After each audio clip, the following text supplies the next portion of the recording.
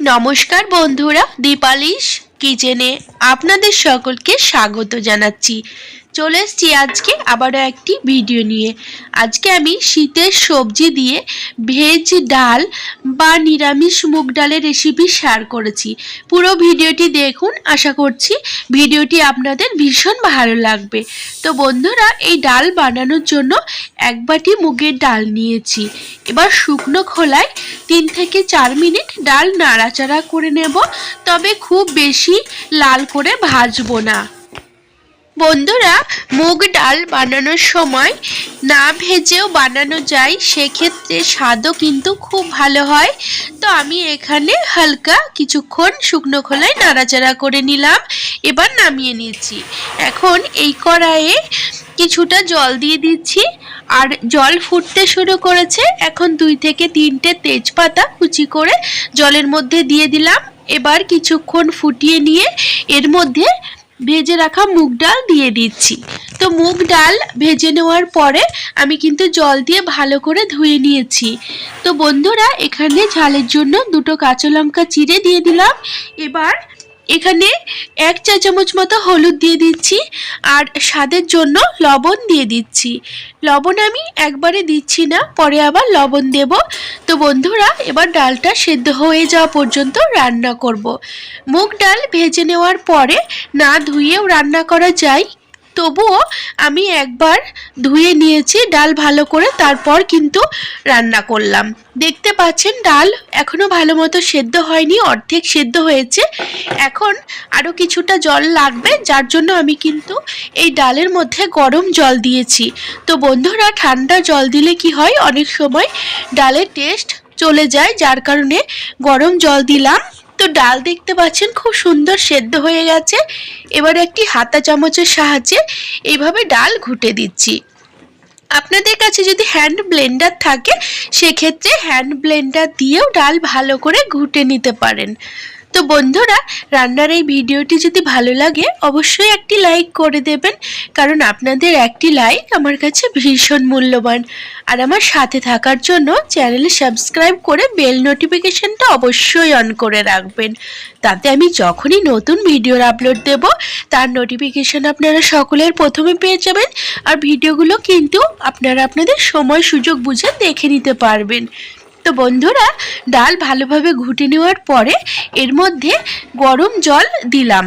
তো ডাল আমি কতটা বানাবো, ডালের ঘনত্বটা কীরকম রাখবো, সেই বুঝে ডালে জল দিয়েছি।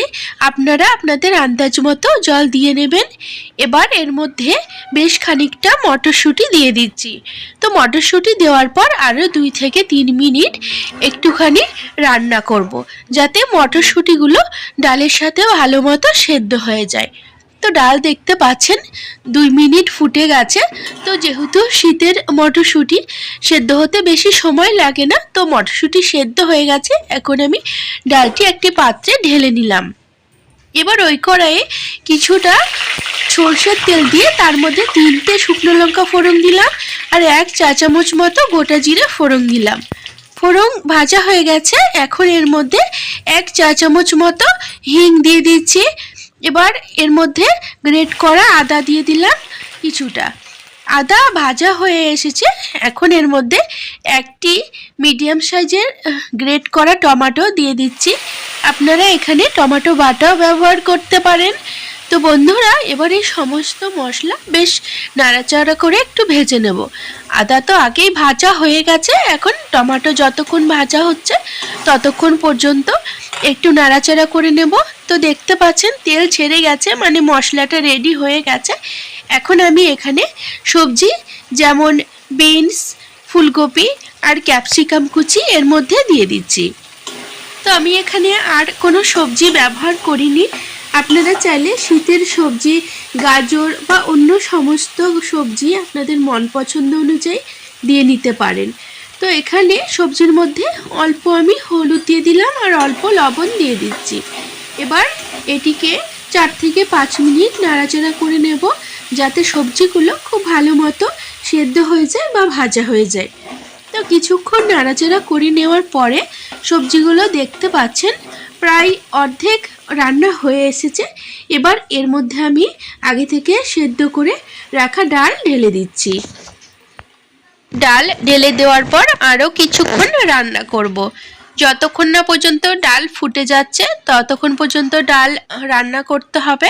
ডালটা ভালোভাবে নাড়িয়ে দিলাম, তো দেখতে পাচ্ছেন ডাল খুব সুন্দর ফুটতে শুরু করেছে। তো যেহেতু মুগের ডাল একটু ঘন করেই রান্না করছি, সেহেতু একটু মাঝে মাঝে নাড়িয়ে দিতে হবে। অনেক সময় মুগের ডাল কড়ার নিচে লেগে যায়, তো কড়াতে যাতে না লেগে যায় সেদিকে একটু খেয়াল রাখতে হবে। এবার আমি এর মধ্যে 1 চা চামচ মতো চিনি দিয়ে দিচ্ছি। তো চিনি দেওয়ার জন্য এই ডালের টেস্ট কিন্তু ভীষণই ভালো হবে। এখন আরও কিছুক্ষণ মুগের ডাল এভাবে রান্না করব, কারণ মুগের ডাল যতটা সময় ধরে রান্না করা হয় তার স্বাদ কিন্তু ততটা ভালো হয়। এবার এর মধ্যে ওপর থেকে 1 চা চামচ গরম মশলা গুঁড়ো দিয়ে দিচ্ছি।